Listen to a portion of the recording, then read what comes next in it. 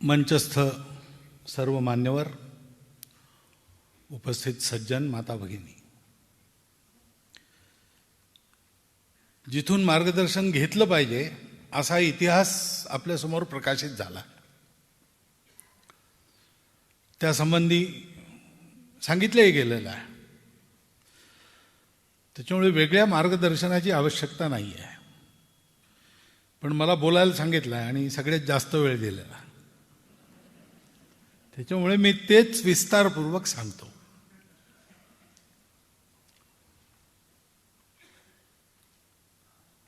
हिंदू साम्राज्य दिवस हा निवडला.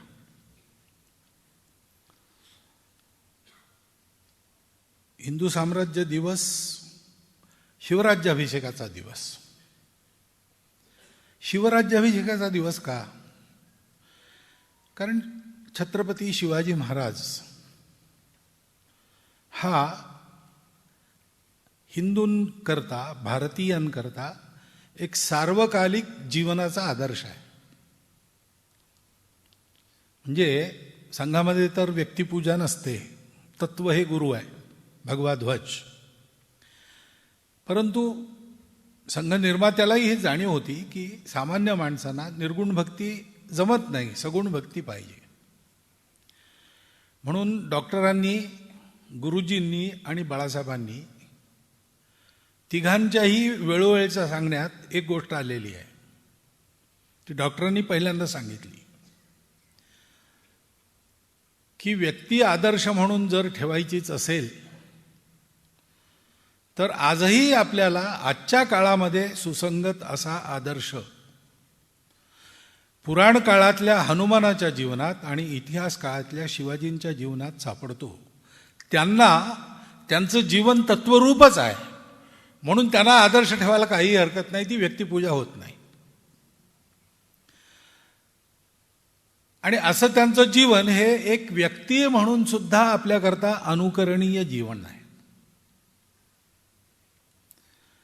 आणि हे केवळ व्यक्तिगत जीवनाचा आदर्श नाही, तर गुलामीशी झगडणाऱ्या राष्ट्राच्या विजिगीषेचं ते प्रतीक आहे. आणि नुसती विजिगीषा नाही, त्याच्याबरोबर विजय सुद्धा आहे. आक्रमण तर फार पूर्वी सुरू झालं. त्या आक्रमणाचा प्रतिकार करायला आपण उभे राहिलो. ते काही पहिलं आक्रमण नाही, त्याच्या अगोदर आपल्याकडे आक्रमक येऊन गेले. शक आले, हुण आले, कुशाण आले, ग्रीक लोक आले, राज्य विस्तार ही आकांक्षा मनात घेऊन आले. राहिले, त्यांना परतवून लावलं तेव्हा गेले. काही इथेच राहिले, ते पचून गेले. जेवढं तेव्हा त्यांना लुटता आलं तेवढं लुटलं. परत गेल्यावर त्यांना ते करता आलं नाही. आपण जिंकल्यावर आपण त्यांना आत्मसात करून घेतलं. देशाचं वैभव पुन्हा उभं राहिलं. ही 5-6 आक्रमणं त्याची सवय समाजाला झालेली. आणि त्याच्यामुळे इस्लामचं आक्रमण आलं तेव्हा त्याच दृष्टीने प्रतिकार पहिल्यांदा झाला. मी आता वर्णन केलं ललितादित्यापर्यंत आणि नंतर सुद्धा की हे परकीय आले आहेत, यांना आपली संपत्ती लुटायची आहे, यांना आपला अधिकार जास्त भूभागावर पाहिजे आहे.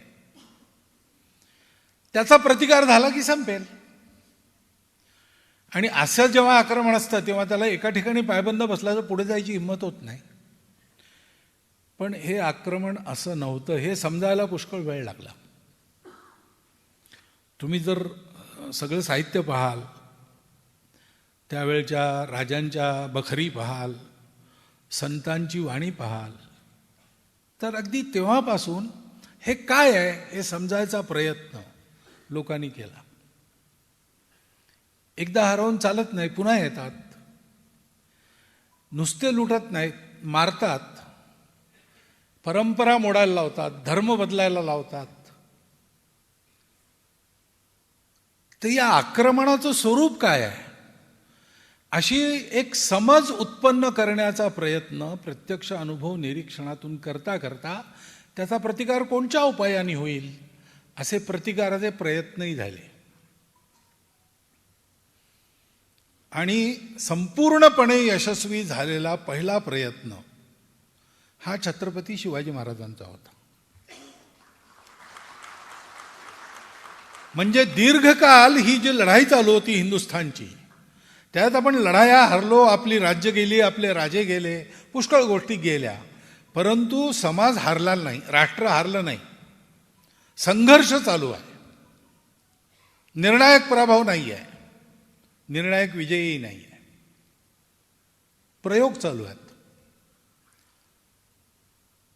या सगळ्या प्रयोगांचं अध्ययन करून त्याच्यातल्या ज्या काही उणीवा राहिल्या होत्या, ज्याच्यामुळे ते प्रयत्न यशस्वी झाले नाहीत किंवा टिकू शकले नाहीत, यशाला टिकवू शकले नाहीत, या सगळ्या गोष्टींचं अध्ययन करून शिवाजी महाराजांनी त्या त्रुटी दूर करून आपला एक निर्दोष प्रयत्न केला. हे त्यांचं वेगळेपण आहे. संघ महाराष्ट्रात निघाला, शिवाजी महाराज महाराष्ट्रातले, म्हणून शिवसाम्राज्य दिनोत्सव नाही आहे, हिंदू साम्राज्य दिवस. हे जे प्रयत्न चालू होते ठिकठिकाणी, हे प्रयोग होते. आणि पहिला यशस्वी प्रयोग शिवाजी महाराजांनी केला आणि तो यशस्वी झाला याची खात्री देशाची केव्हा पटली? आग्र्याहून ते परत आले तेव्हा. प्रत्यक्ष औरंगजेबाच्या जबड्यात प्रवेश करून सही सलामत हा बाहेर येऊ शकला आणि पुन्हा त्यांनी धडक मारून आपला प्रदेश टिकवला, वाढवला. हे जेव्हा लक्षात आलं तेव्हा आपण मग पाहतो की त्या काळानंतर दुर्गादास राठोड यांच्या प्रयत्नांनी राजस्थानमधले सगळे लोक एकत्रित आले.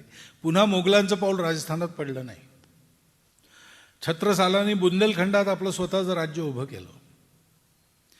कूचबिहारचा राजा चक्रध्वज सिंग दुसऱ्या राजाला पत्र लिहितो की तिकडे पश्चिमेत शिवाजींनी जसं केलं आहे तसं आपण इथे करू आणि या पाखंडी लोकांना समुद्रात बुडवून टाकू. शिवाजी महाराजांच्या या सगळ्या गोष्टीकडे सगळ्या जगाचं लक्ष होतं. भारतात काय होणार, हा भारत टिकणार की नाही, आणि त्याचं निर्णायक उत्तर शिवाजी महाराजांच्या प्रयत्नांनी मिळालं, शिवाजी महाराजांच्या रीतीने मिळालं. आणि त्याच्यामुळे शिवाजी महाराजांचा हा प्रयत्न युद्धशास्त्राच्या दृष्टीने सुद्धा अभ्यासला जाऊ शकतो, समाजशास्त्राच्या दृष्टीने सुद्धा अभ्यासला जाऊ शकतो, प्रशासनाच्या अंगाने सुद्धा त्याचा विचार होऊ शकतो. समाजामध्ये या आक्रमणाचा प्रतिकार करण्याचं बळ उभं राहण्याकरता जे जे आवश्यक होतं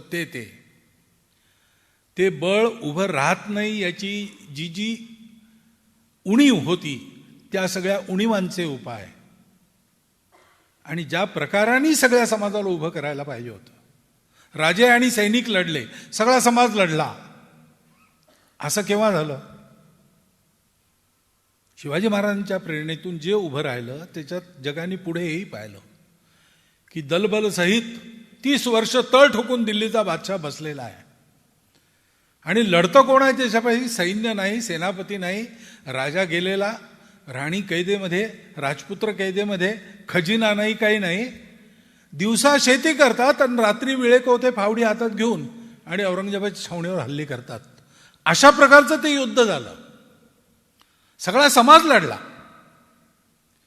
आणि समाजाची अशी संघटित शक्ती जेव्हा एखादा संकल्प घेऊन उभी राहते त्यावेळेला ती शक्ती नेहमी विजयशालिनीच असते, तिला पराभव माहीत नसतो. ते साक्षात जगज्जननीच्या शक्तीचं रूप असतं, सामाजिक रूप असतं.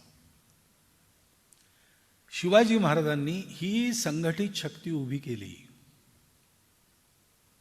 अशी शक्ती उभी करणाऱ्याला स्वतःला जगून दाखवावं लागतं आणि स्वतःच्या आत्मीय संपर्कात सगळ्यांना बांधावं लागतं. शिवाजी महाराजांच्या चरित्रात आपण पाहतो, मी हे तुम्हाला सांगायची जरूर नाही, आपल्याला खूप लोकांनी सांगितलं आहे आणि केदार फाळक्यांनी ते पुन्हा एकदा सांगितलंच असेल. पण इथपासून तर सेनेचं तंत्र उभं करणे, आरमार नव्हतं, पुन्हा आरमार उभे करणे, महसुलाची पद्धत बरोबर, सगळ्यांना न्याय मिळेल असा राज्यकारभार, कितीतरी गोष्टी त्यांनी केल्या. ज्यांना बळजबरीने तिकडे नेलं त्यांना परत आणणं, परावर्तनाचं काम. यंत्र यायला लागली होती तर नवीन प्रकारच्या तोफा, मुद्रण कला, मुद्रणाचं मशीन, अशा सगळ्या गोष्टीमध्ये शिवाजी महाराजांनी एक एक पुढाकार उत्पन्न केला आणि त्याच्या आधाराने समाजाची एक सर्वांगीण शक्ती उभी राहिली, एक सर्वतोमुख असं रूप उभं राहिलं. आणि म्हणून हा शिवाजी महाराजांचा आदर्श हा हा हा सार्वकालिक आदर्श आहे, हा त्रिकालाबाधित आदर्श आहे. हा शिळा होत नाही, हा जुना होत नाही, हा नित्य नूतन असतो. व्यक्तिगत चारित्र्यापासून तर राष्ट्रीय चारित्र्यापर्यंत सर्व गोष्टी. शिवाजी महाराजांनी ओळखलं की मुळात हा लढा हा विदेशी आणि स्वदेशीचा आहे.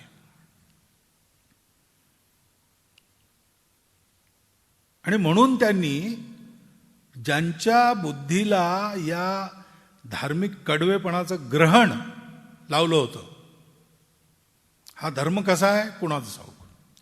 आपल्याला, आपण हिंदू आहोत, आपल्याला कारण नाही उगीच अभ्यास करायचा, समजायला अभ्यास करायलाच पाहिजे. जे म्हटलं आपल्याला ते अगदी बरोबर आहे, परंतु अध्यात्मदृष्टीने ते पाहिजे जरूर नाही. अरबस्तानच्या बाहेर जो इस्लाम आलेला आहे तो राजकीय जास्त दिसतो, आध्यात्मिक मुळीच दिसत नाही. रोमच्या बाहेर जी ख्रिश्चॅनिटी आली आहे ती राजकीय जास्त दिसते. आपण सुरुवातीला धर्म म्हणूनच विचार केला की कसा आहे काय आहे, आणि असा विचार केला तर मग आहेच ना. मग रामकृष्ण परमहंसांनी साधना करूनही पाहिलेला आहे की सगळे रस्ते तिकडेच जातात, हाही रस्ता तसाच आहे. परंतु हे जी वावटळ आक्रमणाची येत होती तिला धार्मिक म्हणण्याचं काही कारणही नव्हतं. इस्लामच किती पाळला त्यांनी हाही एक प्रश्न आहे, पण आपल्या अर्थाने सुद्धा धर्म समाजाला जोडतो, धर्म समाजाला सुव्यवस्थित करतो, उन्नत करतो. हे तर सरळ सरळ रानटी लोकांचं आक्रमण होतं, रक्ताच्या नद्या वाहणारं आक्रमण होतं, हे राक्षसांचं आक्रमण होतं. आणि म्हणे पूर्णपणे आपल्याला प्रवृत्तीने सुद्धा विदेशी असलेलं आक्रमण आहे, ती प्रवृत्ती मोडली पाहिजे. आणि ती प्रवृत्ती मोडायला शक्तीचं उत्तर शक्तीने देता आलं पाहिजे. ती शक्ती उभी राहिली. शिवाजी महाराजांच्या जीवनामध्ये हा सगळा उद्योग हा आपलं राज्य स्थापन करण्याचा उद्देश नव्हता, आपलं म्हणजे स्वतःचं. संपूर्ण देश स्वतंत्र करायचा, मानस सरोवरापासून तर कावेरीच्या दक्षिण थडीपर्यंत हा आपला मुलूक. ह्याच्यातली मोडली तीर्थक्षेत्र पुन्हा वसवायची, भ्रष्ट झालेली तीर्थस्थानं पुन्हा पवित्र करायची आणि तुर्कांना सीमेपार घालवून द्यायचं. हा उद्देश ठेवून त्यांनी आपला उद्योग केला. त्यांच्या हयातीत हिंदूंचं स्वतंत्र सिंहासन अधिष्ठान या सगळ्या उद्योगाकरता उभं झालं. पण राज्य फार पुढे गेलं नाही. राज्य महाराष्ट्रापुरतं, सगळ्या महाराष्ट्रापुरतं नाही, महाराष्ट्राच्या काही भागापुरतंच मर्यादित होतं. परंतु त्या राज्याचा साक्षेप केवढा होता, त्याचा कन्सर्न केवढा होता. काशीचं मंदिर औरंगजेबाने तोडलं, शिवाजी महाराजांनी औरंगजेबाला पत्र लिहिलं की राज्यकर्त्यांनी लोकांचा धर्म पाहायचा नसतो, सगळी माणसं ईश्वराची लेकरं आहेत, हिंदू मुसलमान असा भेद करून राज्य करायचं नसतं, हे तुला समजायला पाहिजे. त्यामुळे हे सगळे उद्योग तू बंद कर, नाहीतर दक्षिण मी मुक्त केली आहे, आता मला तलवार घेऊन उत्तरेत उतरावं लागेल. आणि उतरण्याचा स्पष्ट त्यांचा उद्देश होताच, म्हणजे औरंगजेबाने हे केलं नसतं तरी ते केलेच असते. कारण एक आपल्याला जुन्या इतिहासातून अशी सवय झाली होती, हो कऊ भूप हमे का हानी. कोण राजाला आपल्याला बिघडतं काय, कारण राज्याधारित समाज नव्हता. राजा बदलला तरी समाजावर फारसा परिणाम होत नसे. आणि आपल्या इथले राजे आपसात लढत तरी धर्मयुद्ध करत लढत ना. महाभारत युद्ध झालं, त्याच्या अगोदर काय केलं, कौरव पांडव एकत्र आले आणि त्यांनी रेखांकन केलं, मैदान आखलं लढाईचं. काही दसऱ्याचा उत्सव आहे जसं काही, अशी ती युद्ध व्हायची, त्याचा प्रजेला उपद्रव होत नसे. परंतु ग्रीकांच्या आक्रमणानंतर दुसरं मोठं हे जे आक्रमण झालं त्याचं हे सर्वभक्षी स्वरूप हे शिवाजी महाराजांनी ओळखलं. आणि म्हणून त्यांची मनीषाच होती तीर्थस्थानं.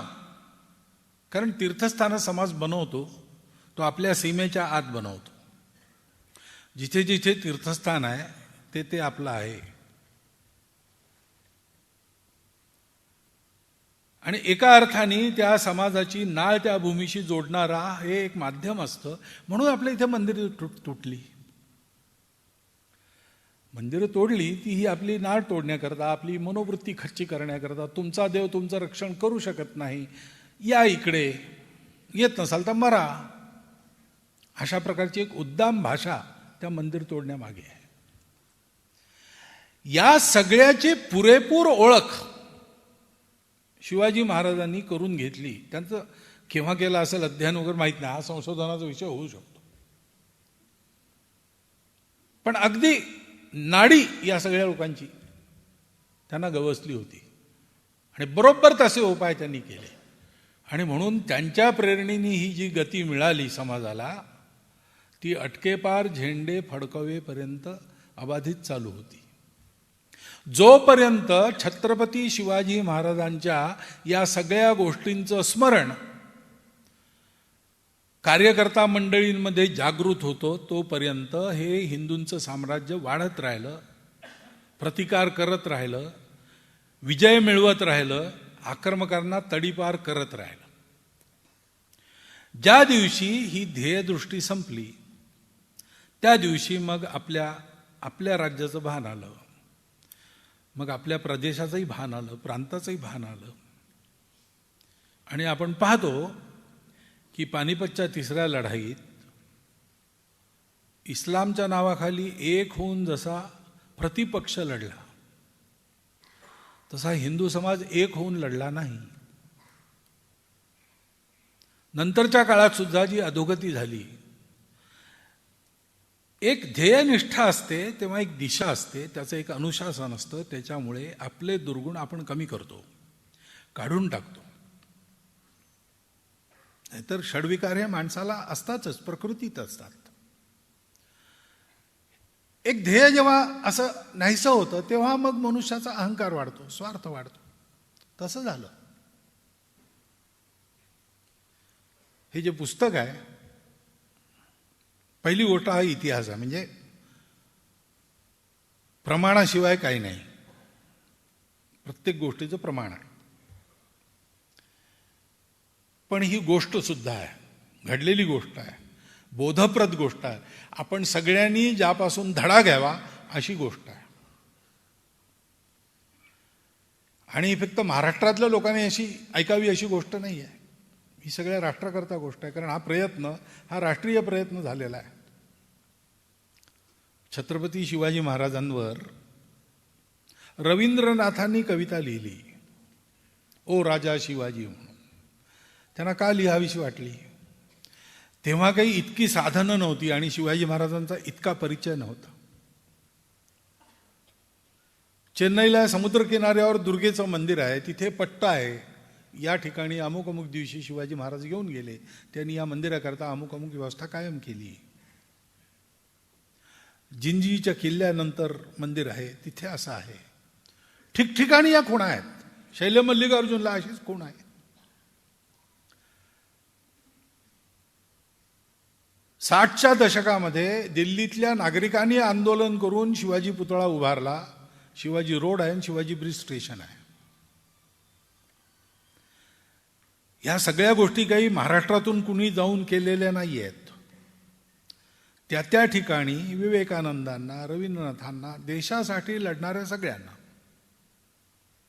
प्रेरणा देणारा हा जो संघर्ष केला, यशस्वी संघर्ष केला, धर्माचं साम्राज्य उभं केलं, कसं राज्य करावं हे उदाहरणाने दाखवून दिलं. आणि ते सगळ्या देशात केलं. उदाहरण द्यायचं होतं तर महाराष्ट्रापुरतं पुरे होतं ना, तसं नाही.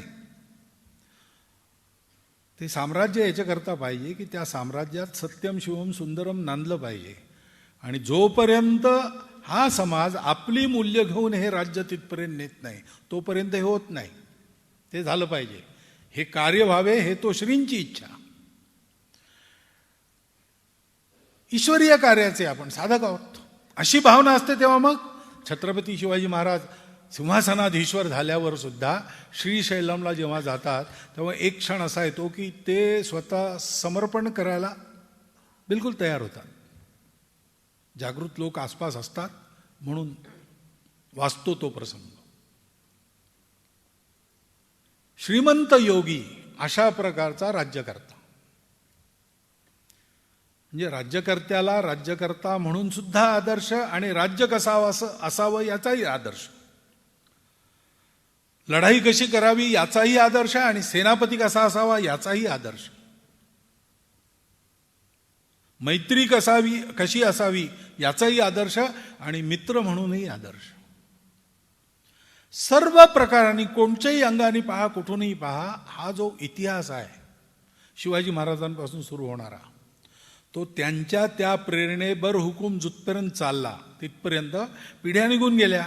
शिवाजी महाराज गेले, मग संभाजी महाराज आले, त्यांचं बलिदान झालं, राजाराम महाराज, ताराराणी यांनी लढा दिला, पुढची पिढी आली.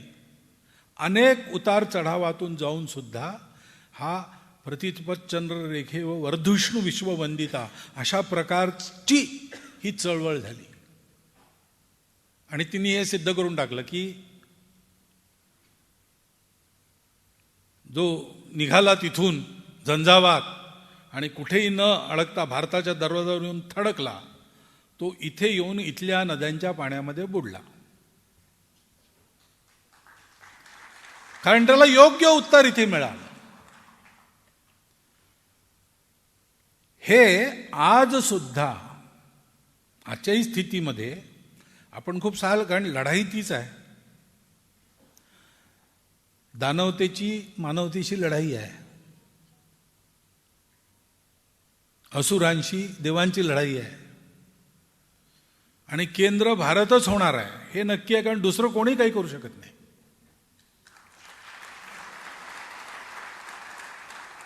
त्या ताकदीने आपल्याला सगळ्यांना उभं राहावं लागेल. मग तो ध्येयवाद, ती आस्था, ती श्रद्धा आपल्या जीवनात आणावी लागेल. ते शील, ते चारित्र्य आपल्या अंगी बाणावं लागेल. तो पराक्रम, ती विजिगीषा, ते साहस आपल्या अंगी असावं लागेल. सगळ्यांना जोडून सगळ्यांना उभं करायची, भेद न पाहता कुठलेही, सगळ्यांना आपलं बनवायची ती कला आपल्याला सगळ्यांना शिकावी लागेल.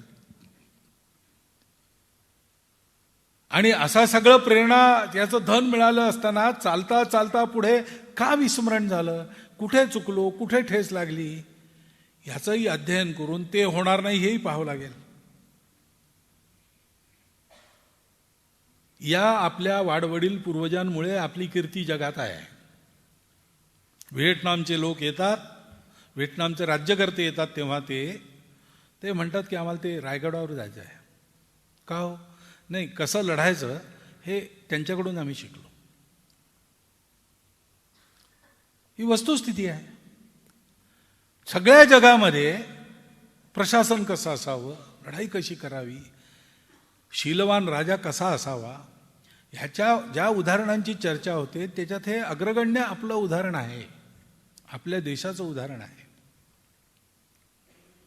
हे आपल्याजवळ आहे. ह्याचं अध्ययन नीट व्हावं आणि जिथे कुठे खाचकळले चुका आपल्या झाल्या असतील ते सगळे टाळून पुन्हा तो विजिगीषू उद्योग उभा करून हे जे आपलं साम्राज्य आहे, हे नुसतं राज्यकर्त्यांचं साम्राज्य नाही, हे धर्म साम्राज्य आहे. हे सगळ्यांना जोडणारं, सगळ्यांना उन्नत करणारं, सगळ्यांना मानवता शिकवणारं असं हे साम्राज्य आहे. ते उभं करण्याची जबाबदारी भारतावर येऊ घातली आहे. वाट भारत केव्हा तयार होतो याची आहे. आणि आपल्याला तयार व्हायचं असेल तर तंतोतंत आजच्या काळाला सुद्धा लागू पडेल असं अनुकरणीय उदाहरण कोणचं आहे? ते उदाहरण शिवाजी महाराज आणि त्यांच्याकडून उत्पन्न झालेली जी इतिहासाची धारा 1857 पर्यंत चालू राहील ती धारा आहे. ती धारा का आटली, ती धारा का थांबली, ते सगळं नीट करून आपल्याला पुन्हा तो अडलेला प्रवाह पुढे घेऊन जायचा आहे. आणि त्या दृष्टीने अध्ययन म्हणून हे पुस्तक अत्यंत झाले इतिहास आहे, गोष्ट आहे आणि बोधही आहे. आणि तो अशा भाषेत आहे की आपण सगळे वाचू शकतो. विशेष करून तरुण पिढीला सहज भावेल, समजेल अशा भाषेत पुस्तक झालेलं आहे. इतका मोठा कालखंड आणि इतक्या दैदिप्यमान दिग्विजयी कृत्यांनी भरलेला कालखंड 300-350 पानामध्ये तंतोतंत त्याच्या पूर्ण प्रभावासहित ग्रथित करणं हे काम फार कुशलतेने केदार फाळके यांनी केलं आहे असं पुस्तक वाचून मला वाटतं. मी असं म्हणतो की एका योग्य वेळी या सगळ्यांच्या प्रयत्नांनी त्यांच्या हातातून एक योग्य कृती नियतीने घडवून आणली आहे. आणि म्हणून त्या कृतीचं मराठीत तर ते आहेच उपलब्ध, इंग्लिशमध्येही भाषांतर झालेलं आहे. अनेक भारतीय भाषात त्याचं भाषांतर होऊ शकतं. आणि पुन्हा एकदा तो ज्ञानाचा ठेवा सगळा प्राप्त करून त्याच्या प्रकाशामध्ये आपली वाट निश्चित करून आपला विश्वगुरू भारत उभा करणं हे कर्तव्य पार पाडण्याकरता आपल्याला तयार करणारी ही कृती सगळ्यांना लाभेल अशी आता शक्यता उत्पन्न झाली आहे. परिस्थितीमध्ये शक्यता उत्पन्न होत असतात, पण त्याचा लाभ घ्यायचा असतो. तो लाभ आपल्याला घ्यावा लागतो. त्यामुळे माझी अशी प्रार्थना आहे की हे पुस्तक सगळ्यांनी विकत घ्यायचं आणि प्रचार प्रसार करायचा, वाचायला सांगायचं. ज्याला सांगाल त्यालाही विकत घ्यायला लावायचं. कारण हे खरं घरी ठेवून पारायण करण्यासारखं पुस्तक आहे. एकतर सगळं या 350 पानात आहे, मनाला भावेल अशा भाषेत आहे आणि त्यातून काय बोध घ्याव्या याविषयी विचार आहेत. जसं प्रत्यक्ष लेखकांनी म्हटलं की मतं आहेत, चुकीची वाटली तर नंतर सुधारता येतील, पण विचार तर झाला पाहिजे. असा विचारणीय ग्रंथ हा आपल्याला मिळालेला आहे. आपल्याकरता तो एक मोठा लाभ आहे हे समजून सगळ्यांनी त्याचं अध्ययन करावं. कारण आपल्या माहितीकरता हे नाही, हे भविष्यात, दूरच्या नाही, आत्ता येणाऱ्या भविष्यात आपल्या उपयोगाकरता असलेलं पुस्तक आहे. सगळ्यांनी त्याचा लाभ घ्यावा ही विनंती करतो. आणि माझे 4 शब्द आपण ऐकून घेतले याबद्दल धन्यवाद देऊन माझे भाषण पूर्ण करतो.